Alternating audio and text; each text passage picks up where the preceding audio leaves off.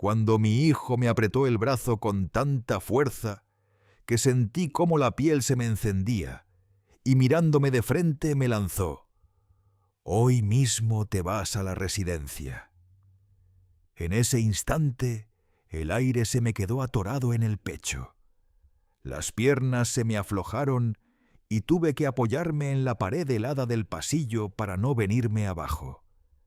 Él pensaba que la vejez me había vuelto frágil, un trapo sin fuerza.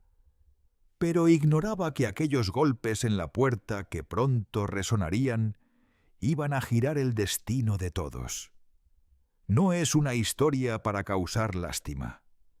Es una herida abierta que se volvió enseñanza, la clase de historia que uno solo comprende cuando ya perdió demasiado. Mi nombre es Manuel Sánchez, tengo 70 años y casi toda mi vida la dediqué a la ingeniería civil, 45 años levantando estructuras que no se caen con el primer viento. 45 años dando forma al concreto y al acero, esos materiales que permiten dormir tranquilo, porque sabes que no te van a fallar.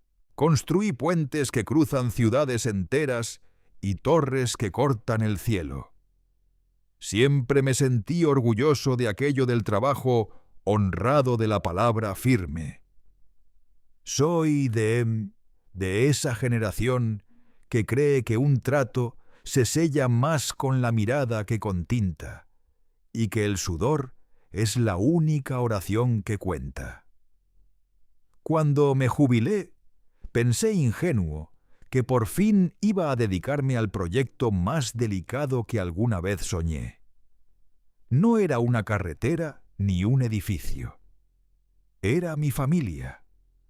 Pero la vida tiene terremotos que ningún cálculo anticipa. Hace 3 años perdí a mi Elena, mi adorada Elena, devorada por un cáncer cruel fulminante. Se fue tan rápido, 3 años ya. A veces por la tarde aún espero oír la llave girar en la cerradura. Todavía despierto y busco su mano tibia en el hueco frío de la cama. El silencio que dejó pesa como un edificio sin ventanas. Esta casa en las afueras de la ciudad, el escenario de aquella pesadilla, no es solo una casa, la levantamos juntos. Me vienen a la memoria las noches en que revisábamos planos sobre la mesa de la cocina. Yo trazaba líneas, ajustaba cargas, y ella dibujaba futuro. Manuel, aquí tiene que haber una ventana grande. Quiero ver el jardín mientras cocino. Y ahí está clavada en la pared como su propia mirada. Quiero un porche enorme, Manuel, uno donde podamos envejecer juntos viendo caer la lluvia. Ahora mismo estoy sentado en ese porche, oyendo el golpeteo del viento contra los rosales que ella misma plantó. Cada ladrillo guarda una parte de nuestra historia. Esta casa es el último rincón tangible donde aún respira su memoria. Y ellos querían arrebatármelo. Tengo 2 hijos, Lucía y Javier. Mi Lucía es noble, sensible, pero la vida la llevó lejos. Se casó con un buen médico y vive fuera del país. Nos vemos cada domingo por videollamada. Mis nietos crecen dentro de una pantalla. La quiero con todo mi corazón, pero la distancia, aunque uno no quiera, termina poniendo otras distancias encima. Así es la vida. Y luego está Javier, el que se quedó cerca. Mi orgullo, o quizá, si soy sincero, mi obsesión por tener algo que se pareciera a un sucesor. Fue mi apoyo durante la enfermedad de Elena, o al menos eso creía. Porque cuando ella murió, algo en nuestra casa se quebró. No solo yo, todos. Elena era la gravedad que nos mantenía girando alrededor del mismo centro. Sin ella, cada uno tomó rumbo propio. Mi relación con Javier y su esposa Sandra se volvió tensa. Tensa es la única palabra que sirve. Sandra, mi nuera. Desde la primera vez que Javier la trajo, entendí que ella y yo mirábamos el mundo desde orillas distintas. Elena, con su corazón grande, siempre me pedía paciencia. Dale tiempo, Manuel. Está nerviosa. Pero yo veía cómo Sandra observaba la casa. No miraba fotografías ni recuerdos, miraba metros cuadrados. Para ella, este lugar nunca fue hogar. Era un activo con potencial nada más. Después del funeral de Elena, mientras aún me daban el pésame en la sala, escuché a Sandra murmurarle a Javier cerca de la cocina. Es demasiado grande para él. Tenemos que hablar de vender. Ni siquiera habían echado la última palada de tierra sobre el ataúd de su madre y ya estaba calculando valores. Javier al inicio la defendía. Papá, no pienses mal. Ella solo quiere que estés bien. Pero aquella supuesta preocupación tenía un brillo demasiado parecido a la codicia. Con los meses la voz de Sandra fue reemplazando la de mi propio hijo. Sus visitas dejaron de ser un «¿Cómo estás, papá?», para convertirse en papá. ¿Has pensado en lo que te dijimos? Un departamento más pequeño sería más práctico. Práctico. Una palabra tan fría para medir una vida entera. Pero para entender cómo llegamos a aquel martes al grito de «¿Te vas a la residencia?», deben saber algo de mí. Yo siempre fui el padre que daba. Quizá ese fue mi mayor error. Crecí con carencias con un padre duro y juré que mis hijos no pasarían lo mismo. Y no pasaron. Especialmente Javier. Le pagué la universidad, una privada carísima. No era el mejor estudiante, pero insistió en que quería ir a la mejor. Es una inversión en mi futuro, papá. Elena y yo accedimos. Tiramos de los ahorros. Es lo correcto, Manuel. La mejor herencia es la educación, dijo Elena. Y nuestro hijo se graduó. Ese día creí que lo habíamos logrado, que su futuro estaba asegurado. ¡Qué equivocado estaba! Un par de años después recibí una llamada. Era un jueves por la tarde. Yo seguía en la oficina ajustando un plano cuando una voz rasposa me preguntó. «Hablo con Manuel Sánchez, el padre de Javier Sánchez». El corazón se me encogió. «Sí, soy yo. Ha pasado algo». «Lo que pasa», dijo, «es que su hijo nos debe mucho dinero, y si no paga para el viernes, le vamos a romper las piernas». Sentí que el mundo se me desmoronaba. Descubrí que mi hijo, mi universitario ejemplar, tenía un problema serio con las apuestas. Aquella noche lo enfrenté. Javier lloró, cayó de rodillas, me rogó. «Papá, fue un error. Me metí con la gente equivocada. No sé cómo salir. No volverá a pasar, te lo juro». Eso me dijo Javier aquella noche, con el rostro desencajado y las manos temblándole como si hubiera tocado un cable de alta tensión. ¿Y qué hace un padre cuando tiene delante a su hijo roto por el miedo? Ves la ruina de su vida en sus ojos. Ves la tormenta que él mismo provocó. Y en ese entonces, Elena ya empezaba con sus tratamientos. El estrés la estaba desgastando como una vela consumida por los dos extremos.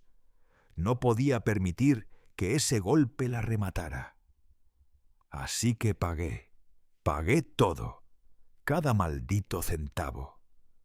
Una cantidad que me revolvió el estómago y me dejó sin aliento. Otra porción enorme de nuestros ahorros, aquel dinero reservado para viajar, para envejecer con calma, se esfumó en una sola tarde para limpiar la imprudencia de mi propio hijo.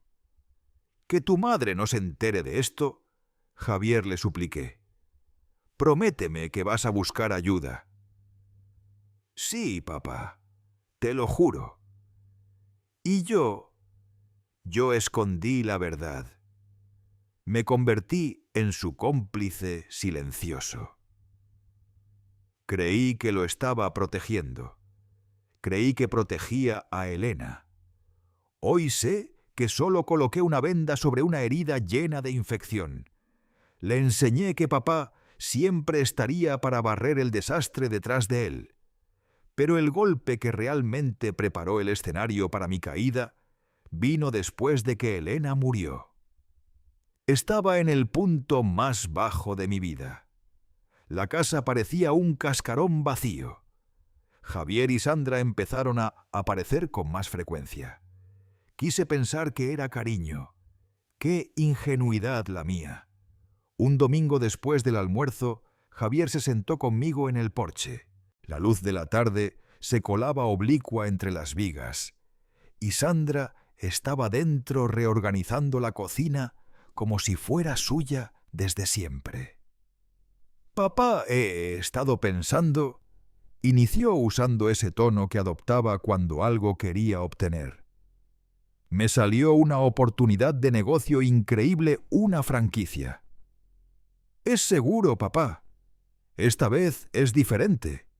Me mostró carpetas relucientes gráficas de colores llamativos, proyecciones demasiado perfectas para ser reales.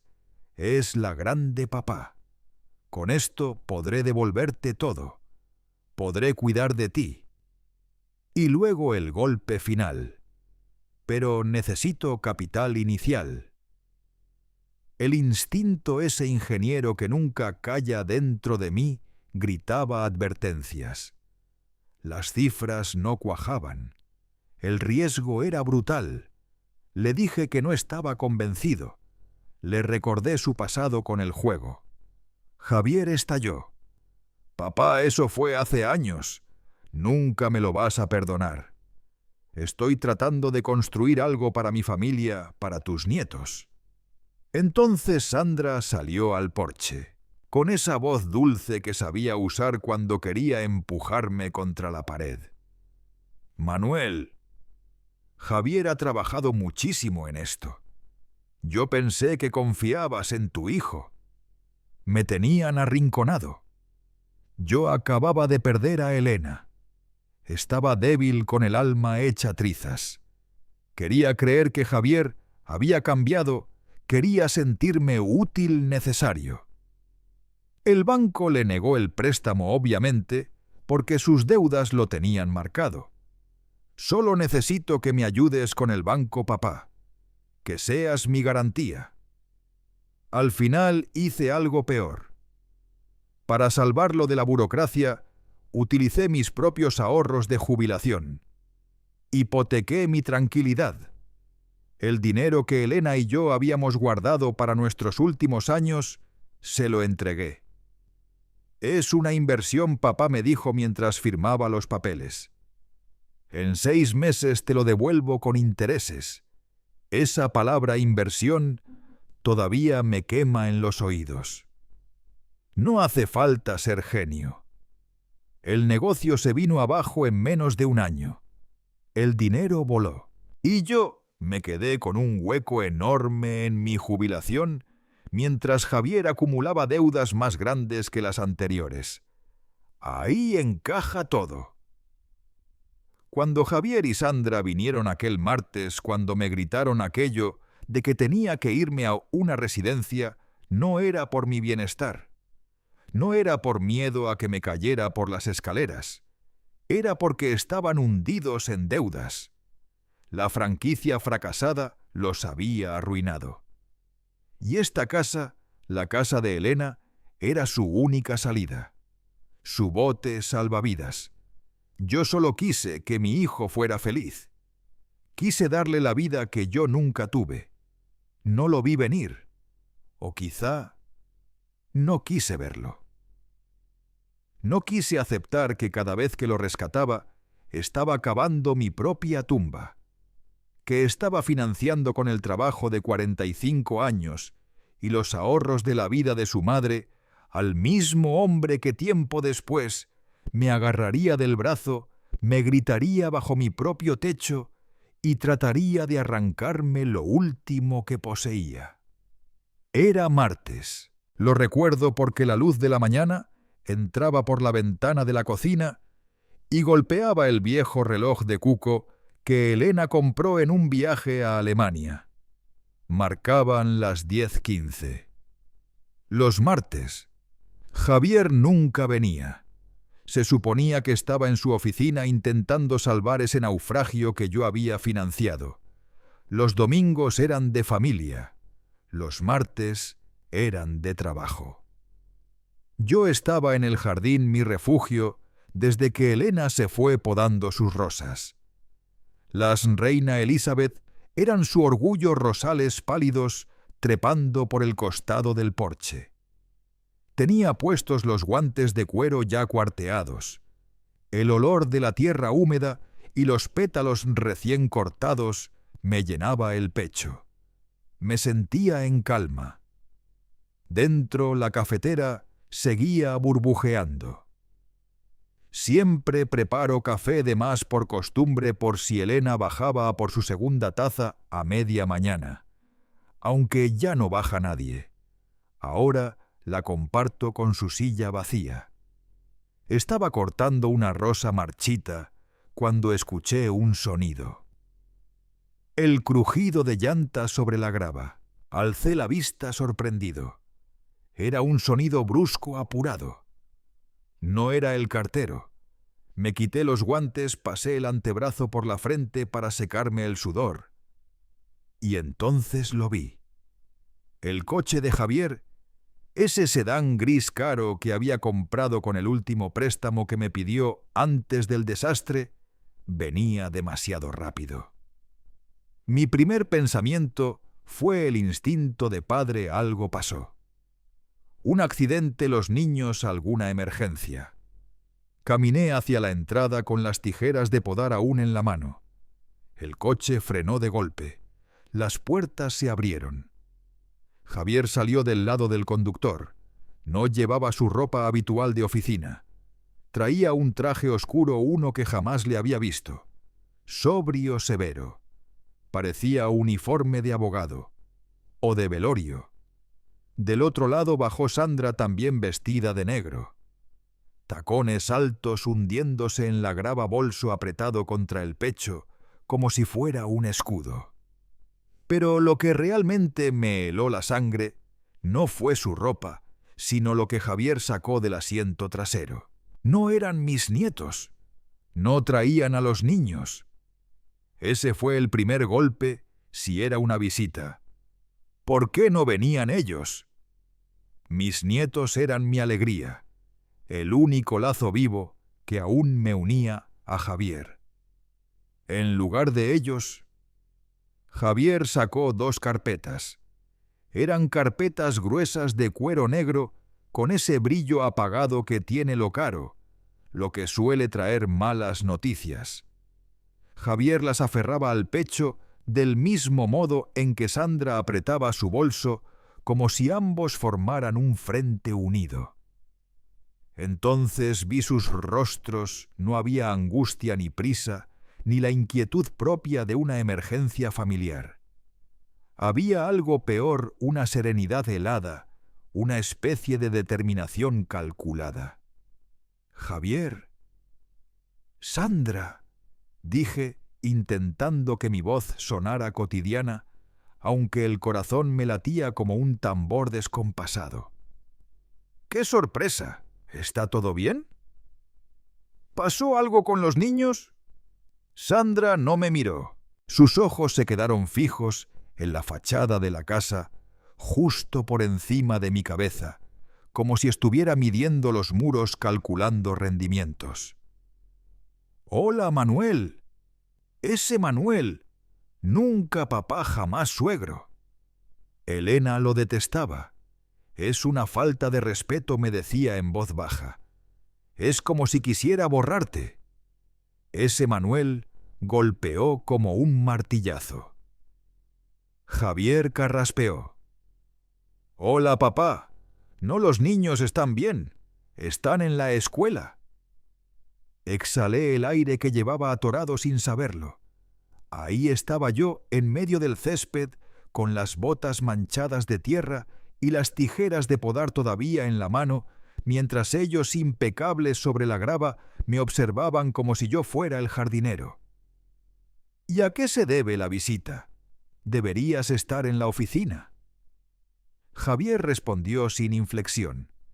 «Necesitábamos hablar contigo, papá». «Claro, hijo, siempre». «Pasen, pasen». Estaba apodando las rosas de Elena. «Hice café hace un momento. ¿Quieren una taza?»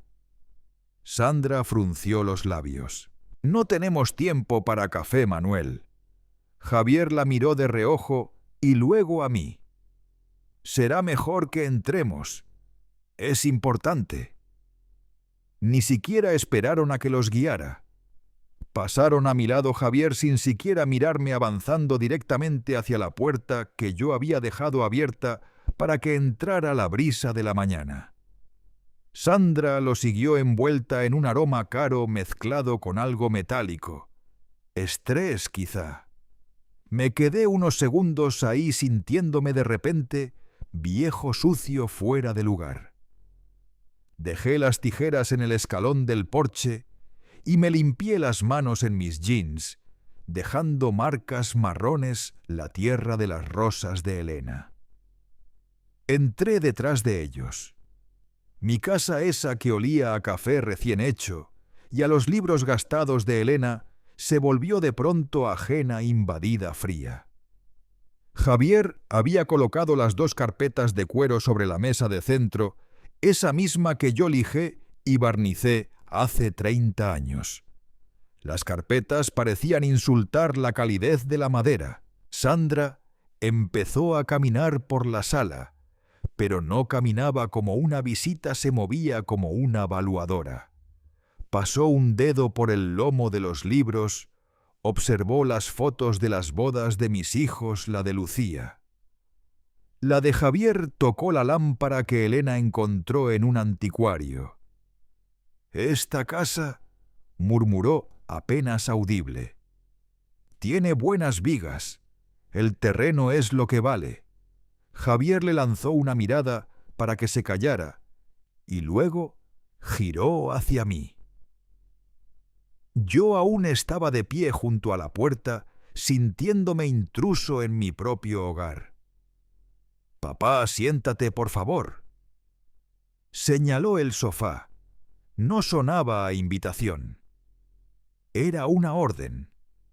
Me senté en mi sillón, el mío, el que conserva la forma de mi espalda desde hace años, pero de pronto se sentía extraño, como si ya no perteneciera a ese lugar. Javier tomó la silla que había sido de Elena. Sandra se quedó detrás de él, erguida, las manos cruzadas, como si fuera su guardia personal. Javier se inclinó hacia mí, apoyando los codos en las rodillas, entrelazando las manos. «Papá, hemos estado hablando. Ese hemos estado hablando siempre anunciaba tormenta. Y estamos preocupados por ti». Ahí estaba la palabra. Preocupados, la misma que usaron cuando necesitaban dinero. La misma que reaparecía cada vez que Javier metía la pata y venía a que lo rescatara. ¿Preocupados? ¿Por qué? Estoy perfectamente. El médico dijo que tengo el corazón de un hombre de 50. Javier sonrió, pero fue una sonrisa hueca, una mueca sin luz. Justo de eso queríamos hablar, papá, del médico. El doctor Ramírez llamó a nuestra casa. Dijo: «¿Que no te presentaste a tu cita del viernes pasado?» Sentí un latigazo subir por mi espalda. «¿Que eso es mentira?» Me incorporé un poco indignado. Yo no olvidé esa cita. Tú me llamaste Javier. Me llamaste el jueves por la noche. Dijiste que tenías una reunión urgente el viernes temprano y que necesitabas el coche. Dijiste que llamarías al doctor Ramírez para mover la consulta. ¿No lo recuerdas? El silencio cayó como una losa. Sandra dio un paso adelante. Manuel Javier no te llamó. Estuvo conmigo toda la noche del jueves. Estábamos preparando estas cosas. Señaló las carpetas. La miré. Luego miré a Javier buscando al niño que una vez me pidió ayuda para subirse a una bicicleta, al joven que confiaba en mí antes de convertirse en... esto. Javier, mírame y dime que es verdad. Él desvió la mirada. Se pasó una mano por la cara fingiendo cansancio. Papá, ¿ves? De esto hablamos. Te estás confundiendo. Te lo estás inventando. Yo nunca te llamé. Simplemente olvidaste la cita. Y está bien. Papá, a tu edad esas cosas pasan. El aire se me escapó. Lo que estaba haciendo era gaslighting. Lucía una vez me mandó un artículo sobre eso. Me reí en su momento. Ahora lo estaba viviendo. Yo recordaba esa llamada perfectamente, su voz apurada, la excusa del coche viejo. Y ahora lo negaba frente a mí. No. No la olvidé, dije. Pero mi voz sonaba débil, quebrada. La certeza se me escurría entre los dedos. Está bien, papá, repitió Javier con esa falsa paciencia que me revolvía el estómago. Sandra intervino entonces, su tono afilado como una hoja. Manuel, esta casa es demasiado grande, se corrigió en un suspiro. Es demasiado grande para ti solo. Hablaba despacio, como si explicara algo a un niño. Es un peligro. Tiene 2 plantas escaleras. Y si te caes, y si te golpeas la cabeza, podrías estar aquí tirado días, semanas. Nadie lo sabría. Yo me cuido perfectamente, balbuceé. Tengo vecinos. Tengo mi teléfono. He vivido aquí 40 años. Conozco cada escalón, cada sombra, cada crujido de estas tablas viejas. Ese es el problema, interrumpió Javier, golpeando con los dedos las carpetas de cuero como si fueran pruebas en un tribunal. Te crees capaz. Pero la realidad es otra, abrió la primera. El simple sonido del cierre soltándose me recorrió la espalda como un escalofrío. Era como si me pusieran en el banquillo. Sacó un papel. Papá, la factura de la luz del mes pasado. ¿Qué pasó? Lo miré incrédulo. La factura de la luz la pagué. Asintió. Sí la pagaste, pero 2 días tarde, después de que te llamaron para avisarte del corte. ¿Te acuerdas? Sentí un pinchazo de irritación. Se me traspapeló. Entre el correo. Fue un simple descuido. En cuanto llamaron fui a pagarla. No llegó a haber corte. Pero casi lo hubo, intervino Sandra desde atrás, con un tono calculado como el filo de una navaja. Un hombre de tu edad no debería lidiar con esas cosas. Es demasiado estrés. ¿Estrés? Pagar una factura no es estrés, respondí ofendido. Javier sacó otra cosa. No era un papel, era una foto. La sostuvo unos segundos para que la viera bien. Era una fotografía de mis llaves tirada sobre el césped húmedo junto al rosal que había podado esa misma mañana. ¿Y esto, papá? ¿Te acuerdas de la semana pasada, el miércoles? Su voz sonaba como la de un fiscal narrando un delito. Estabas en el jardín. Empezó a hacer frío, luego llovió, y no podías entrar. Creías que te habías dejado las llaves dentro. Me llamaste desesperado. Tuve que ir corriendo desde una reunión importantísima para abrirte con mi copia. Eso no fue así. La rabia me hizo incorporarme. Las manos me temblaban, pero no sabía si por furia o por traición. Las llaves se me cayeron del bolsillo del abrigo. Te llamé solo para preguntarte si por casualidad las habías agarrado tú el domingo. Media hora después, las encontré justo ahí donde tomaste esa foto. Te llamé otra vez para avisarte que ya no vinieras, pero no me contestaste. Llegaste una hora después furioso diciendo que te había hecho perder el tiempo. Javier me miró con una lástima tan falsa que dolía. Sacudió la cabeza. Papá, no me volviste a llamar nunca. Llegué y estabas en el porche temblando de frío, esperándome. Te hice un té. Dijiste que tardé demasiado. Me desplomé en el sillón. Sentí cómo el aire se escapaba de mis pulmones. Aquello era una mentira completa, fabricada. Recordaba claramente haber encontrado mis llaves. Recordaba el alivio. Recordaba haber pensado, menos mal. Así no se molesta a Javier. Recordaba haberle dejado un mensaje, «Hijo, no vengas». Ya aparecieron. Pero él estaba sentado ahora en la silla que había sido de Elena, describiendo otra realidad. Una donde yo no era más que un anciano confundido, torpe, indefenso. Y Sandra detrás, asintiendo con solemnidad. Papá, continuó Javier con voz suave, casi paternal. Olvidaste la cita del médico. Casi te cortan la luz. Pierdes las llaves y te quedas bajo la lluvia. Te estás confundiendo. Estás mezclando las cosas. Yo... Estoy bien, susurré. Pero la convicción me había abandonado. Por un instante me pregunté si mi mente traicionera estaba empezando a fallar. Había inventado la llamada del jueves.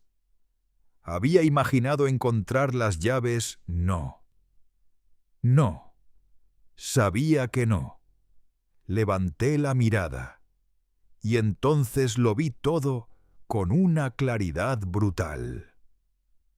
La visita en martes, la ropa oscura casi de funeral, la ausencia de mis nietos, las carpetas de cuero, las mentiras hiladas con precisión quirúrgica, la cita del médico que él mismo había movido, la factura apenas retrasada convertida en argumento, las llaves transformadas en drama.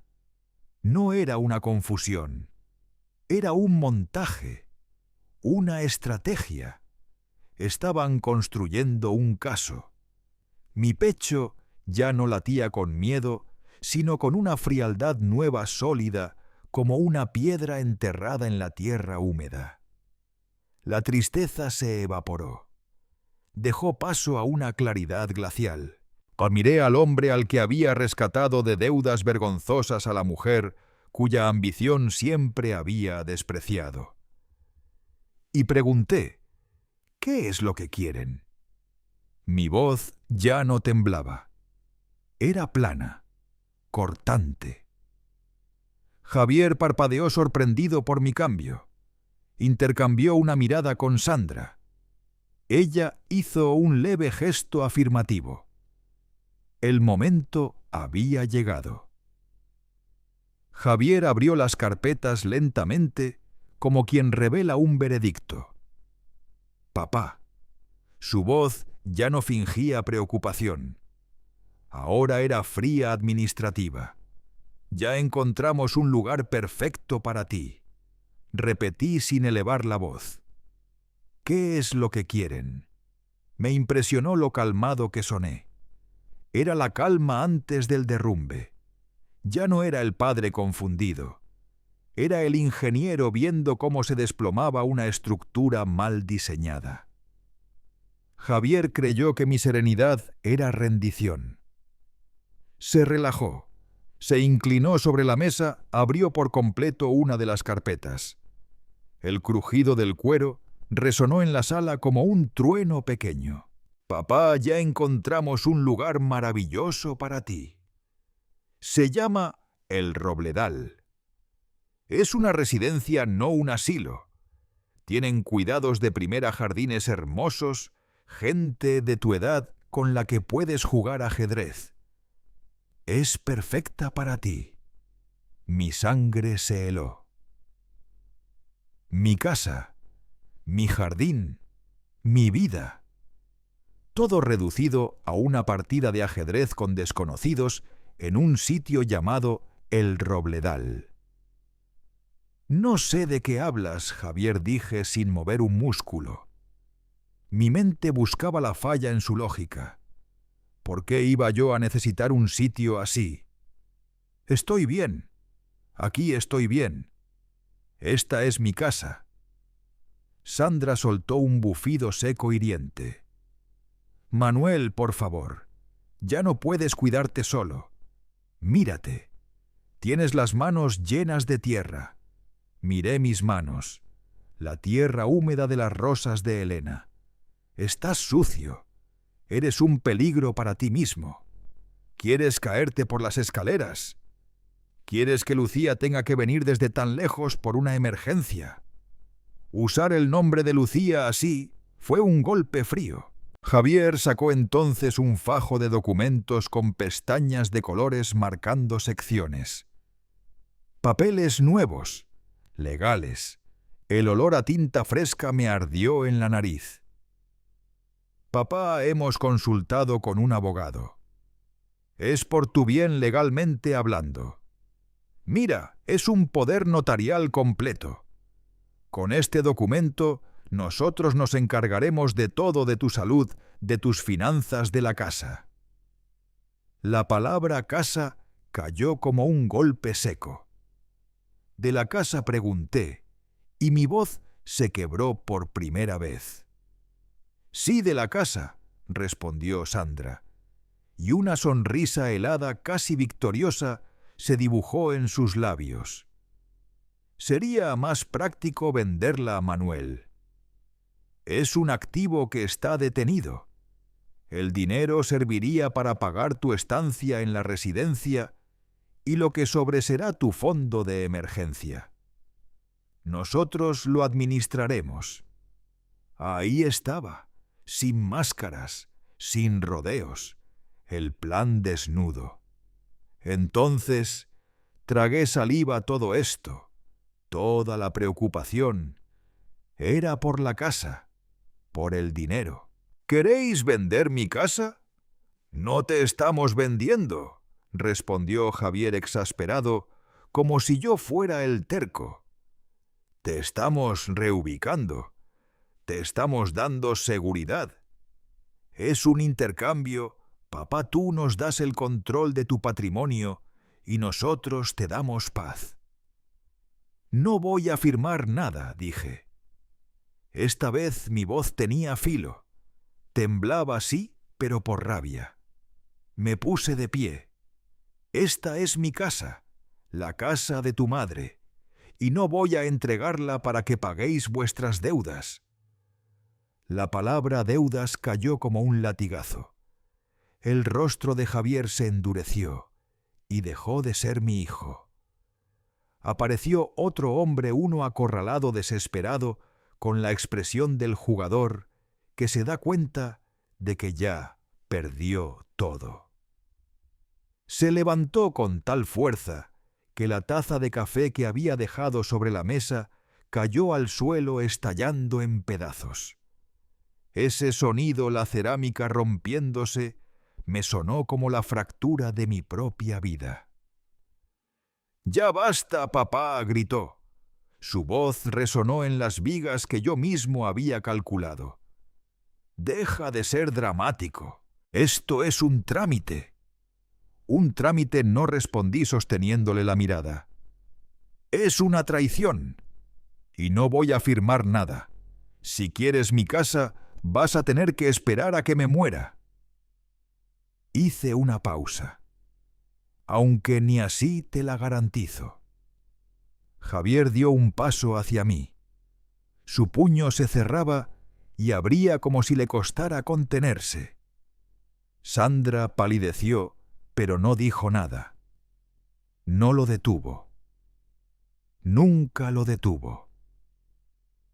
Me agarró del brazo, el mismo brazo que tantas veces sujetó cuando era niño, y lo apretó con una fuerza que jamás había usado conmigo.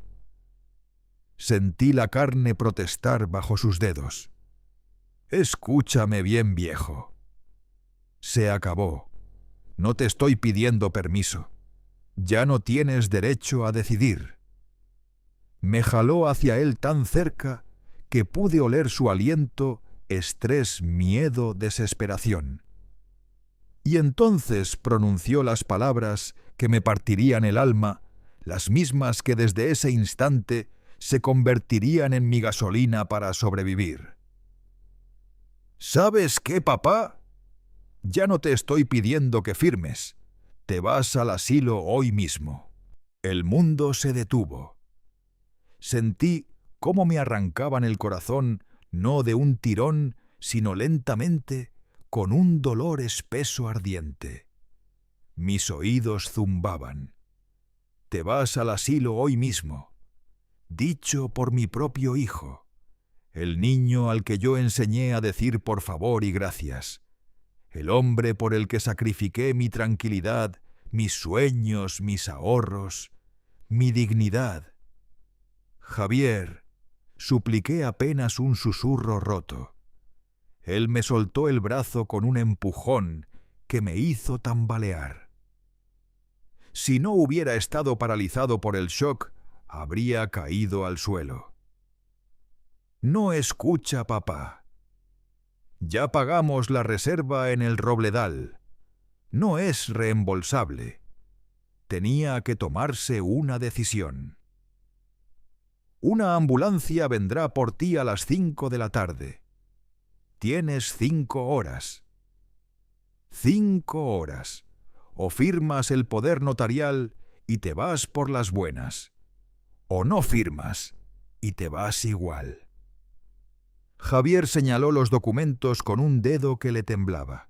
«Si te niegas mañana mismo, nuestro abogado inicia el proceso para declararte incapacitado. Mentalmente tenemos la llamada al médico, la factura, la foto de las llaves. Vendrás por las malas, y cuando eso pase, no solo perderás la casa, perderás la dignidad. Tú decides». Yo seguía mirando la mancha de café extendiéndose sobre la alfombra, el único testigo del estallido que acababa de ocurrir en mi sala. «No puedes hacerme esto», susurré. «Ya lo hice, papá». Su voz volvió a la calma, esa calma depredadora de quien ya te considera atrapado. «Es por tu bien. No estás en condiciones de decidir. Estamos protegiendo lo poco que queda». Intenté tomar mi teléfono de la mesa auxiliar. Quería llamar a Lucía. Quería que mi hija escuchara esto, que me defendiera. Pero Sandra fue más rápida. Lo agarró con la agilidad de una víbora. «Creo que necesitas tiempo para pensar, suegro». Su voz dulzona y mortal me heló el alma. Guardó mi teléfono en su bolso. Me levanté del sillón, las piernas temblorosas, intenté avanzar hacia la puerta. no dijo Javier poniéndose frente a mí. No vas a salir. Necesitas tranquilidad para tomar la decisión correcta. Entre él y Sandra me tomaron de los brazos. Una firmeza suave pero implacable, como si ya estuvieran acostumbrados a este teatro. Me guiaron por el pasillo, lejos de la sala, hacia mi pequeño estudio. Ese cuarto donde guardo mis planos, mis lápices, mis libros de ingeniería. Aquí estarás tranquilo, papá. Volveremos a las 4:30. Piensa bien lo que vas a hacer.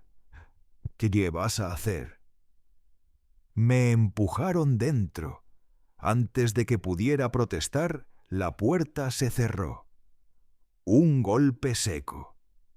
Y luego, el sonido del pestillo, el giro de llave. Clac, clac, definitivo, humillare. Me habían encerrado, en mi propia casa, en mi propio estudio. Pegué la oreja a la puerta. Escuché sus voces, susurros rápidos, casi alegres. Sandra sonaba aliviada. Javier victorioso. Luego sus pasos se alejaron. El taconeo de Sandra. La puerta principal cerrándose. Silencio. Me acerqué a la ventana. Solo veía el jardín. El mismo jardín donde Elena plantó sus rosas. La calle quedaba fuera de mi vista, fuera de mi alcance. Estaba solo, encerrado, sin teléfono, sin salida. Me giré. Miré mis planos, mis estantes, las fotos de Elena sonriendo. 5 horas. 5 horas para decidir entre rendirme o pelear. Me dejé caer en la silla del escritorio. Sentí el pulso golpeando en mis sienes. No era miedo, ni dolor. Era el comienzo de la guerra. Me habían subestimado. Creyeron que encerrando mi cuerpo, también habían encerrado mi mente. ¡Qué error tan grande! Había llegado el momento de que el viejo ingeniero civil, ese que construyó puentes, carreteras y estructuras que resisten décadas, demostrara que también sabía detectar fallas, incluso en la estructura moral de su propio hijo. Yo conocía bien dónde se esconden las grietas. Mi mente empezó a trabajar como en mis mejores años. Tenía que encontrar una salida. Rápido. Mi teléfono. Sandra se lo había llevado. O eso pensaba ella. 5 horas. 5 horas hasta que la ambulancia llegara. 5 horas para diseñar un plan que Javier y Sandra jamás podrían prever. Un plan que debía comenzar en ese mismo instante. Tenía que hacerlo por Elena. Tenía que hacerlo por mí. Lo que encontrarían en la puerta a las 5 no sería un viejo doblegado, sino el hombre al que nunca debieron provocar. El sonido del pestillo al cerrarse fue el más humillante que he escuchado en mis 70 años.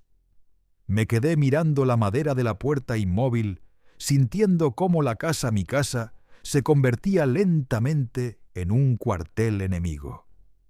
Me habían dejado con mis demonios, con mi vergüenza, con el tic-tac de una cuenta regresiva que parecía apretarse alrededor del cuello.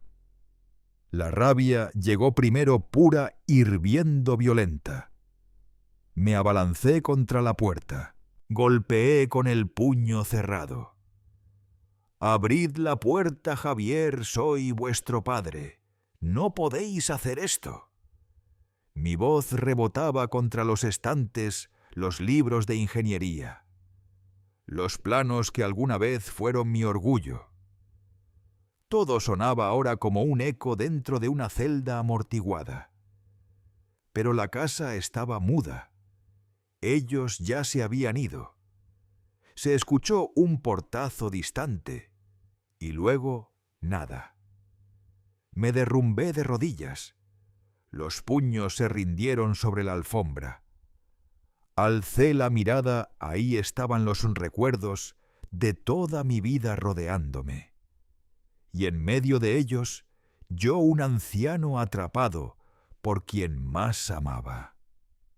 Las horas que siguieron fueron un infierno personal. Eran horas, pero se sentían como siglos comprimidos. Me senté en el suelo. Luego me apoyé contra el escritorio. Las lágrimas llegaron, pero no eran de tristeza. Eran de vergüenza. Lloré por Elena.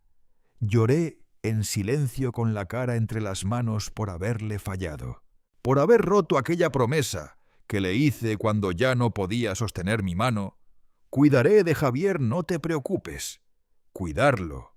Lo convirtió en alguien que creía que mi sacrificio era su derecho. Yo le di todo, y él me arrancaba lo último. Repetí cada palabra del encuentro mientras trataba de tragar aire. La supuesta cita médica olvidada. La factura manipulada. La fotografía de mis llaves en el césped preparada como evidencia para declararme incapaz. Era un sendero de migas, sí, pero no para que yo volviera a casa, sino para enterrarme en vida. El pánico fue cediendo y dejó paso al autoodio. ¿Qué hiciste mal? Manuel, golpeé mi frente con la palma de la mano. ¿Fuiste demasiado blando? ¿Por qué no le enseñaste el valor del dinero? ¿Por qué pagaste sus deudas de juego? ¿Por qué hipotecaste el legado de Elena? Para salvarlo a él. Cada recuerdo de sacrificio se volvió una puñalada. Los turnos dobles. El coche que vendí para financiar su viaje de estudios. La vez que mi hermana necesitó dinero para una operación y no pude ayudarla porque acababa de rescatar a Javier de unos prestamistas. No era solo codicia, era ingratitud cruda. Para ellos yo no era un hombre, ni un padre. Era simplemente la casa Sánchez en venta, un obstáculo entre ellos y el dinero que necesitaban desesperadamente. En medio del llanto y del fuego que me quemaba el pecho, recordé una voz. La voz serena de Elena, siempre tan clara en mis momentos más oscuros. Manuel, no te rindas. Sé más fuerte que ellos. Por favor, sé más fuerte que ellos. No eran sus últimas palabras, pero eran las palabras que siempre me decía cuando Javier hacía otra de las suyas. Me puse de pie. El cuerpo me dolía, pero la mente se había afilado. El ingeniero, el que piensa, el que resuelve, el que busca salidas donde otros ven muros, tomó el control del padre traicionado.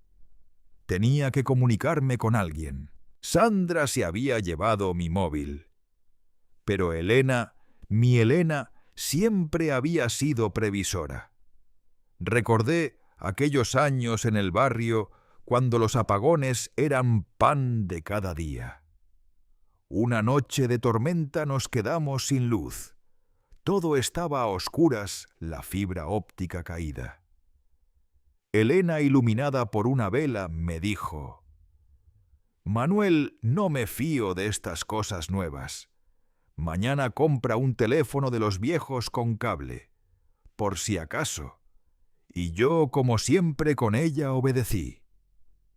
¿Dónde demonios lo guardé? Con manos que ya no temblaban porque la rabia había dado paso a la precisión, empecé a revisar mi escritorio. Primer cajón, planos viejos. Segundo, libretas, bolígrafos. Tercer cajón, ahí. Un teléfono crema pesado con su cable rizado. Un fósil de los años 80. Una reliquia que Javier y Sandra jamás imaginarían que tenía. Ellos creían que quitándome el smartphone me aislaban del mundo. No contaban con la terquedad tecnológica de un viejo ingeniero. Me arrastré hasta la pared. Busqué la toma telefónica medio escondida tras una estantería llena de manuales técnicos. Conecté el cable. Tomé el auricular.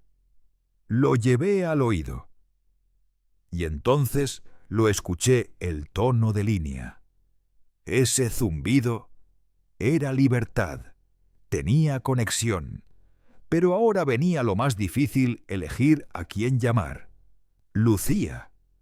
Claro que pensé en ella. Pero está lejos. Una llamada mía temblorosa a larga distancia la asustaría. Ella llamaría a Javier. Y Javier la tranquilizaría con el cuento de mi crisis mental.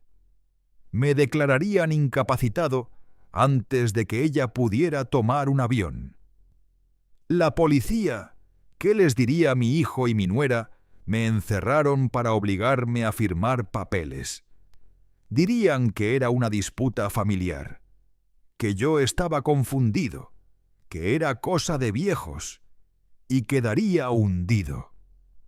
Javier, con ese traje barato que intentaba aparentar el de un abogado serio, sería capaz de manejar cualquier situación con su voz melosa. Es por su bien oficial.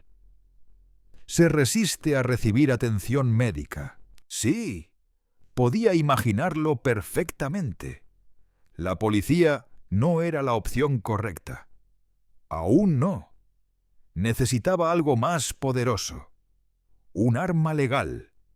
Una prueba irrefutable de que sus intenciones no tenían nada que ver con cuidarme, sino con despojarme. Me senté en la vieja silla del escritorio mientras sostenía el auricular. Respiré hondo. Miré mi estudio. Ese cuarto donde había guardado lo más valioso, mis planos, mis recuerdos y mis secretos. Me levanté y caminé hacia el muro escondido tras la estantería.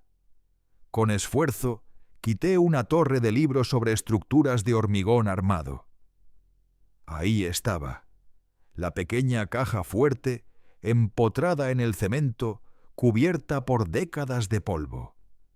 Javier y Sandra jamás imaginaron su existencia. Solo Elena y yo conocíamos la combinación, un número que era la fecha de nuestro primer baile. Mis dedos sudorosos pero firmes giraron la perilla. ¡Clac! ¡Clac! ¡Clac! El sonido metálico al abrirse me atravesó el pecho. Dentro no había joyas, había historia, había verdad. El título de propiedad de la casa. Mi testamento original, donde, ironía del destino, había dejado a Javier como heredero y albacea. Y al fondo, los documentos que llevaba 6 meses guardando por pura intuición. Durante medio año había notado movimientos extraños en mis cuentas. Transferencias pequeñas, 10.000 euros aquí, 15.000 allá. No lo bastante grandes como para que el banco me llamara, pero más que suficientes para encender la alarma en un hombre que administró presupuestos durante 5 décadas. Había ido al banco. Saqué copias. Las guardé aquí lejos de manos ajenas. Los estados de cuenta que llegaban por correo. Javier los interceptaba.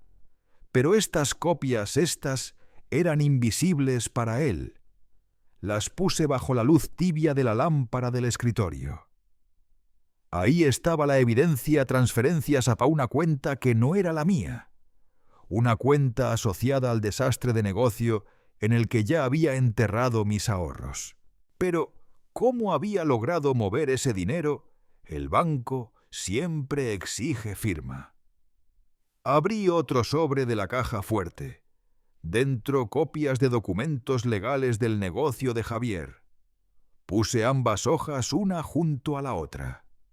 Mi supuesta autorización para las transferencias. Su firma real en los papeles del negocio. La comparación fue un golpe al alma. La firma en mis extractos era una imitación burda de la mía. Trazos torpes, desiguales. Una falsificación de principiante. Mi hijo no solo había abusado de mi confianza, no solo me había presionado, me había robado, había cometido fraude. Falsificación. La traición de pronto se convirtió en estrategia. Ahora sí podía llamar a la policía no como un anciano confundido en medio de un pleito familiar, sino como víctima de un delito grave. Con pruebas documentales. El teléfono analógico, el que Elena había insistido en comprar para los días malos, seguía en mi mano. Lo llevé al oído. Marqué esos 3 números que pueden cambiarle el destino a un hombre. Mi nombre es Manuel Sánchez, dije con una voz que no me conocía. Una voz de acero. Necesito ayuda inmediata. Mi hijo y su esposa han cometido fraude, falsificación y coacción en mi contra. Tengo pruebas. Vengan a mi domicilio. ¿Ahora? Colgué. Y por primera vez en horas no sentí miedo. Sentí claridad. Sentí a Elena a mi lado como un soplo cálido entre las sombras. Miré los extractos, evidencia pura de la ambición de Javier. Él creyó que yo era un viejo torpe, incapaz de notar 10.000 euros menos.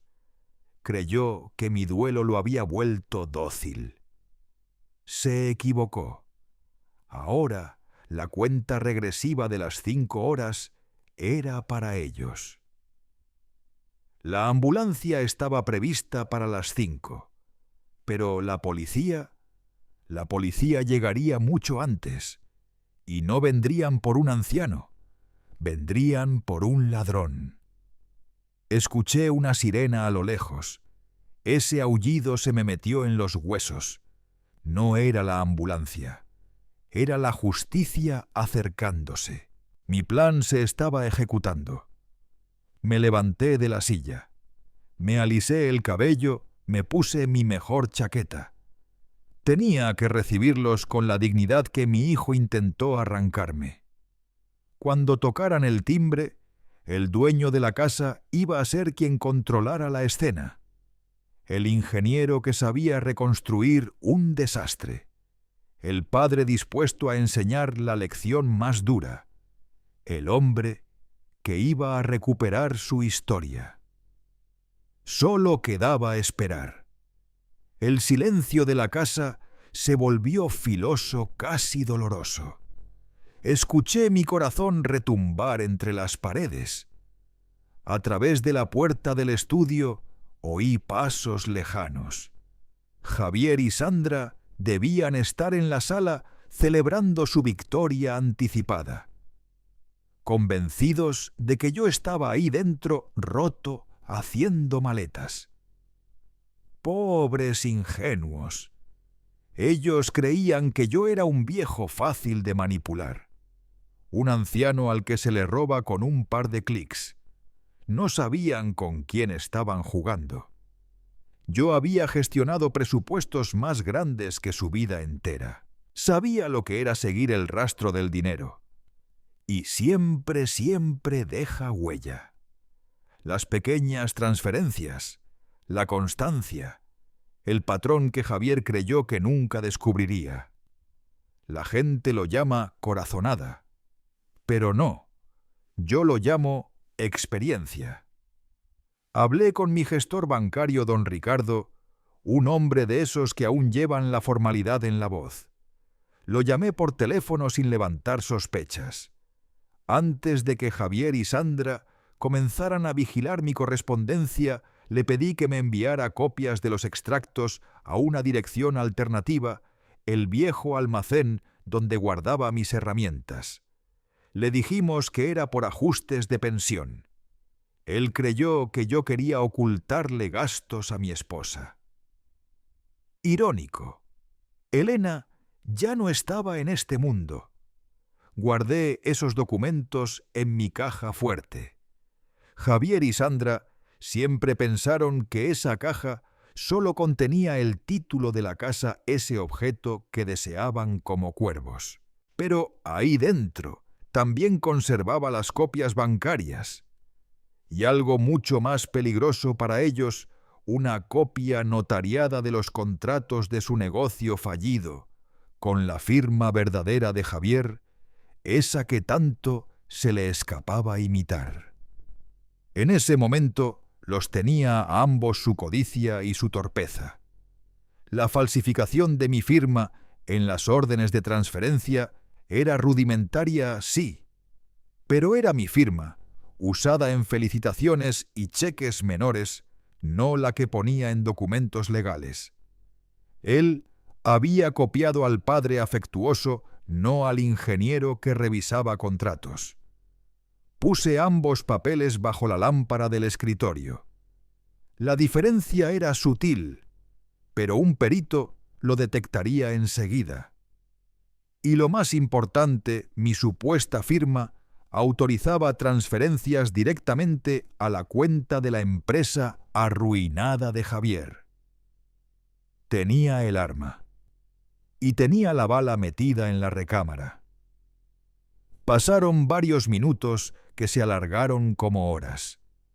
Mi oído estaba atento, tratando de atrapar cualquier ruido al otro lado del estudio. Entonces escuché la agitación. Javier, el teléfono. La voz de Sandra aguda quebrada. Debieron haber entrado en la sala y notar que mi viejo aparato estaba descolgado, o que la línea seguía activa. Los pasos retumbaron. La puerta del estudio vibró. «Papá, papá, ¿con quién demonios estabas hablando? Abre esta puerta ahora mismo». Javier golpeaba la madera con furia contenida. Me quedé callado. No iba a regalarle más argumentos. No sería el viejo desquiciado que él intentaba fabricar. Solo escuché. Su respiración se volvió áspera. Sabía que algo se había roto, pero no tenía idea de qué. Y entonces lo oí. Primero lejano, luego muy, muy cerca. La sirena. Ese sonido cortante que atraviesa el aire como una sentencia. No era ambulancia, no era tráfico, era la policía, y venía directamente hacia mi calle. Sandra lanzó un chillido. «Javier, son sirenas. Están viniendo aquí». Javier dejó de golpear mi puerta. Pude oírlo respirar confundido. «No, debe ser un accidente. La ambulancia llega a las 5. No es ambulancia, es la policía». Ese pánico, eso sí era música. El sistema estaba respondiendo justo como lo había calculado. Los neumáticos rechinaron en la grava de mi entrada. 3 golpes sonaron contra la puerta principal. ¡Bum! ¡Bum! ¡Bum! Javier corrió. Podía escuchar la desesperación en cada paso. Todavía creía que podía manipularlo todo. Escuché abrirse el cerrojo. «Ya voy, ya voy. Soy el hijo oficiales. Gracias por venir. Tenemos un problema serio». Ya tenía su discurso preparado, su traje, su pose de hijo preocupado. Mi padre Manuel Sánchez, de 70 años, está sufriendo un episodio senil. Tuvimos que encerrarlo por su propio bien. Se resiste a recibir atención médica. Por favor, llévenlo a la residencia. El silencio que siguió fue su perdición. En ese segundo de pausa, yo actué. Javier no sabía que tenía otra llave para el estudio. Elena me la había dado en Navidad dentro de un llavero de metal que él jamás notó. Metí la llave. Giro rápido. ¡Clic! La puerta se abrió y salí, con mi chaqueta bien puesta, el cabello peinado, la espalda recta y mi dignidad reconstruida como si fuera un puente recién terminado. Era mi propia entrada en escena. Mi liberación. Javier estaba de espaldas a mí en el umbral con 2 oficiales uniformados a cada lado. Sandra, junto a la chimenea, temblaba abrazando su bolso, y dentro de él mi teléfono robado. Y por eso necesitan internarlo antes de que se haga daño. Él está, Javier giró, y se quedó petrificado. No vio a un anciano derrotado. Vio al hombre que lo había criado y al que nunca debió subestimar. Me acerqué a los oficiales con calma, mis ojos firmes, mis papeles en la mano. Oficiales, dije levantando los extractos, eso no es cierto. Los agentes me observaron, miraron mi postura, mis documentos, mi voz firme. Luego miraron a Javier, que estaba blanco como un muro recién encalado. Mi hijo me encerró para obligarme a firmar un poder notarial. Seguí sin bajar la mirada. Lo hizo porque necesita esta casa para cubrir el dinero que me ha robado durante 6 meses falsificando mi firma. Extendí los papeles. Aquí están las pruebas del fraude. El oficial tomó los extractos, los revisó. Su expresión cambió de inmediato. Ese fue el instante en que todo se volteó. Para mí y para Javier. La cara de mi hijo se derrumbó.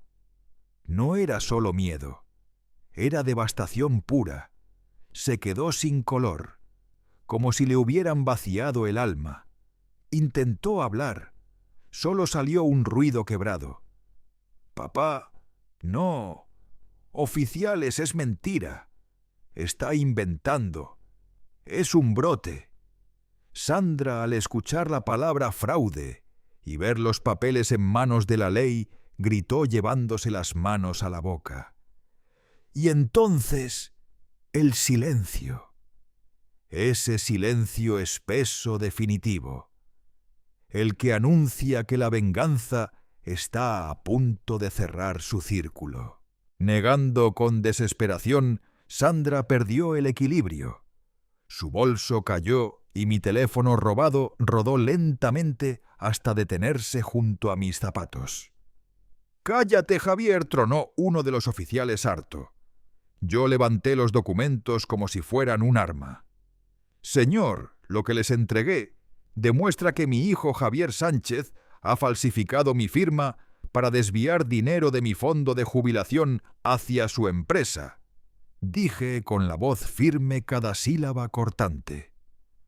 La coacción y el intento de internarme eran solo una cortina para ocultar su delito y asegurarse del único bien que me queda mi casa. El oficial que revisaba mis papeles, un joven de rostro serio y modales exactos, comparó los extractos con la firma auténtica. Vio los montos, el destino del dinero, el nombre del beneficiario. Y luego miró a Javier, que ahora no podía controlar el temblor de sus manos. «Señor Sánchez, ¿esta es su firma?», preguntó el oficial, mostrándole la falsificación. Javier abrió la boca, pero lo único que salió fue un murmullo roto. Fue Sandra. Ella me dijo que demasiado tarde. Él mismo acababa de hundirse. El plan del asilo, la soberbia, la traición. Todo se desmoronó en el instante en que crucé esa puerta. El oficial principal asintió su gesto tan severo como un martillazo. Miró a su compañero. «Deténgalo. Cargos preliminares por coacción, falsificación y fraude. Infórmele de sus derechos». El otro agente se acercó a Javier. Mi hijo reculó como un animal acorralado. «No, no soy un criminal. No pueden arrestarme, soy su hijo». Pero ya no había ese escape. La partida estaba decidida. En medio de mi propia sala, todavía perfumada por las rosas que Elena cuidaba años atrás, mi hijo fue esposado. Ese contraste, el traje caro, la piel lívida, el tintineo de las esposas, se quedó grabado en mi memoria como una fotografía que arde y no se olvida. Sandra colapsó sobre la alfombra, ahogándose en lágrimas, manoteando entre excusas, echándole toda la culpa a Javier. Pero yo no me moví. Observé el final de su teatro, el asilo, el engaño, la emboscada legal. Todo evaporado. Había recuperado mi casa, había recuperado el control y, sobre todo, había recuperado mi dignidad. La ambulancia jamás llegó, pero la policía sí, y se llevó a Javier, no al anciano enfermo. Me quedé de pie solo con los extractos en la mano mientras la sirena se alejaba llevándose a mi único hijo. La justicia fría como una madrugada sin luna. Aún así, cayó como bálsamo sobre mis huesos cansados. Un nuevo silencio llenó la casa. No era el silencio denso de la traición. Era un silencio limpio de espacio abierto, como cuando un huracán ya pasó y solo queda recoger lo roto. Sandra seguía en la sala, hundida en el suelo con el rímel hecho lodo y el vestido caro arruinado por el café derramado. Cuando el oficial principal regresó, ella se aferró a él desesperada. «Oficial, yo no hice nada. Él me manipuló. Javier tiene deudas. Él falsificó todo. Yo solo quería ayudar a don Manuel». El oficial la levantó suavemente, como quien retira un mantel manchado. «Señora, cálmese. Tendrá que acompañarnos para testificar sobre el fraude. Y respecto a la coacción, el señor Sánchez es la víctima». Me acerqué, recogí mi móvil del suelo y lo guardé en el bolsillo. Miré a Sandra. Sus ojos hinchados buscaban una chispa de compasión en los míos. Pero yo ya estaba vacío. Había gastado mi corazón durante años en Javier. Para ella no quedaba nada.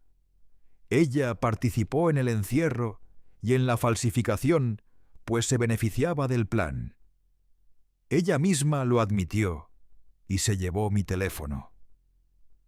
Mi voz sonó como una puerta cerrándose. El oficial asintió. Metieron a Sandra en el coche patrulla secundario. Seguía chorreando excusas, todas inútiles. Y al final, la policía no se llevó a un anciano senil en ambulancia. Se llevó a mi hijo Javier en patrulla y a Sandra detrás de él. La casa quedó en silencio. Un rayo de sol entraba por la ventana iluminando la mancha oscura de café. Me agaché, la limpié con una servilleta. Luego recogí los pedazos de cerámica rota. Sentí un hueco inmenso. Pero ese hueco estaba lleno de dignidad. Parecía el precio exacto por la justicia. Lo primero que hice fue llamar a Lucía. con mi teléfono recuperado, no con aquel aparato antiguo. Cuando escuchó mi voz, se inquietó de inmediato por la hora. Le conté todo, todo, desde la mentira de la factura hasta el «te vas al asilo hoy mismo». Le hablé del teléfono viejo, de la caja fuerte, del sonido de las esposas cerrándose. Hubo un silencio largo, un silencio que dolía. Luego Lucía empezó a llorar, no por su hermano, sino por mí. «Papá, Dios mío, papá, lo siento. Siento no haber estado ahí. Siento no haber visto lo que te estaban haciendo. No es tu culpa». «Hija», le dije casi respirando alivio.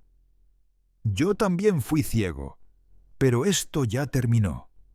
Y ahora necesito tu ayuda». Lucía tomó el primer vuelo. Dejó a su esposo con los niños. Llegó esa misma noche. Cuando la vi cruzar la puerta y abrazarme con fuerza, supe que ese abrazo era la verdadera medicina. Lucía era el hijo leal que nunca me falló. Me devolvió la fe. Juntos contratamos a un abogado. Don Miguel. No era amigo, pero era exactamente lo que necesitaba un hombre frío, disciplinado, implacable. La investigación destapó todo el pantano. Javier y Sandra estaban hundidos en deudas de tarjetas, préstamos y un negocio declarado en quiebra meses atrás. La casa era su única salida, y el asilo la estrategia legal para quitarme de en medio. Querían declararme incapacitado, transferir la casa a un fideicomiso manejado por Sandra y venderla sin que yo pudiera protestar. El proceso legal fue un martirio. Tuve que testificar contra mi propio hijo.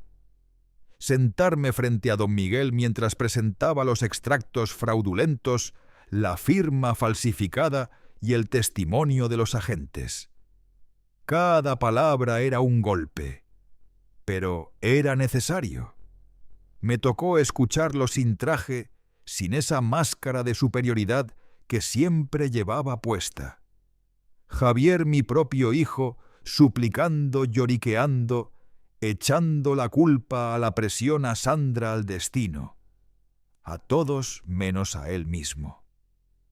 Sandra, al sentirse acorralada, rompió en confesiones, aunque intentó volcar el peso sobre Javier, diciendo que la había manipulado. Esa historia no resistió ni la primera pregunta.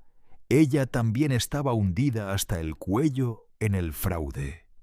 El juez fue duro, no por las cantidades desviadas, sino por lo imperdonable del acto traición familiar, abuso de confianza y el intento de someter a un adulto mayor.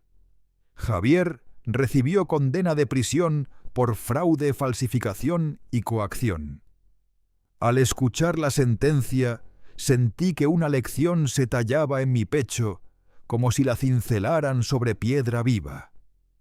La sangre puede unir, pero solo la lealtad y el respeto construyen familia. Yo había confundido ternura con permisividad. Mi sacrificio no sembró gratitud, sino derecho adquirido. Yo había dado todo, pero jamás les enseñé el peso real de la dignidad. Hoy Javier cumple condena. No lo he visitado. No lo haré. Me duele, claro. Pero un hombre no traiciona su propia dignidad para consolar a quien intentó destruirla. Mi vida cambió desde entonces. Con la ayuda de Lucía y de don Miguel, rehice mi futuro desde cero. Hice un testamento blindado sin grietas. Mi casa y mis ahorros ahora pasarán a Lucía, que nunca me pidió nada. El resto irá a una fundación con el nombre de Elena, mi esposa, dedicada a ayudar a ancianos víctimas de abuso financiero.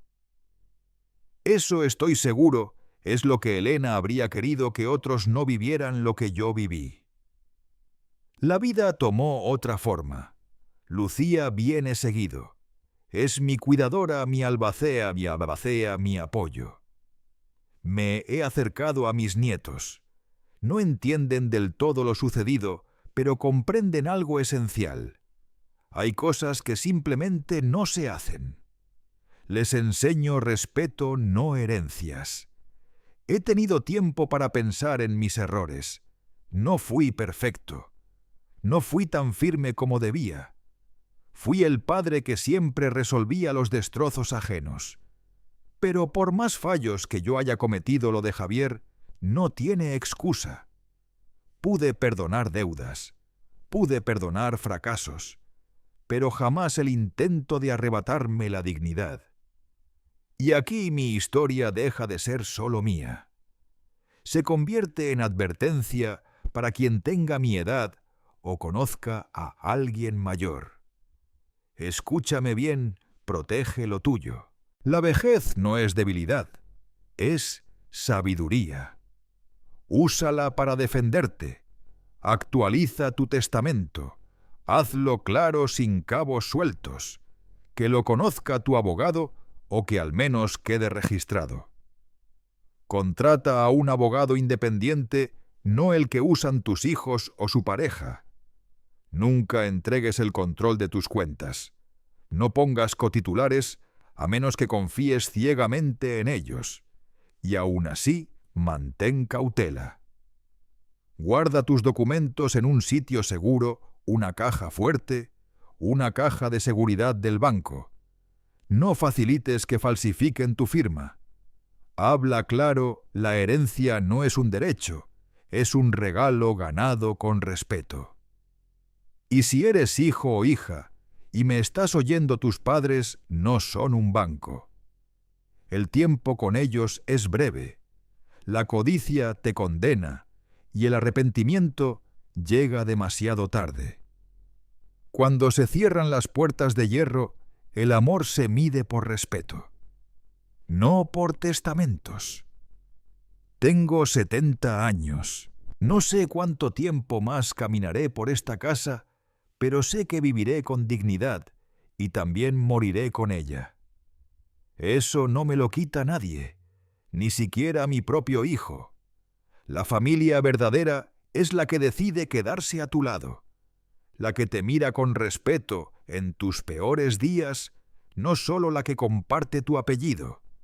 Mi familia hoy es Lucía, y el recuerdo de Elena siempre previsora. Gracias por escucharme. Necesitaba soltar esta historia, tal vez porque contarlo es la última forma de sanar. Llegamos al final de mi relato. Si has llegado hasta aquí, recibe mi gratitud más sincera. Gracias por acompañarme desde el momento más oscuro de la traición hasta la justicia fría pero necesaria que finalmente llegó. No ha sido fácil revivir aquel martes, ni recordar la sombra que vi en los ojos de mi hijo. Ni el chasquido del pestillo que me encerró. Pero como ingeniero sabía que debía enfrentar cada pieza de esta estructura rota. Si mi dolor puede servir como plano para que otro anciano se proteja, habrá valido la pena. Si esta historia, la historia de Manuel Sánchez, ha resonado en ti, si entendiste mi rabia o respiraste conmigo al alcanzar la justicia, solo quiero que me lo hagas saber. Dime desde dónde me lees. Madrid, mi ciudad, la costa, o tal vez desde México, Argentina, Colombia. Me dará fuerza saberlo. Si has vivido algo parecido, si has sentido la puñalada de la traición o conoces a alguien vulnerable, comparte este relato. A veces las palabras de un desconocido dan el valor que uno no sabía cómo pedir. Aquí entre nosotros no hay juicios. Todos cargamos dolores.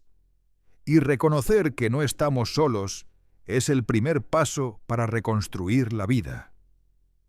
Sigo aquí, en mi casa. Lucía me visita, mis nietos me llaman. La ausencia de Elena sigue siendo una herida abierta, pero he recuperado el timón de mi vida. Ahora valoro la lealtad, no los apellidos. Te mando un abrazo fuerte desde mi porche en las afueras de Madrid, donde por fin respiro en paz. Cuídate. Y recuerda siempre mis palabras: la defensa más fuerte que construye un ingeniero no está hecha de acero ni de hormigón, sino de dignidad. Y la dignidad no tiene precio. Manuel Sánchez, 70 años, Madrid.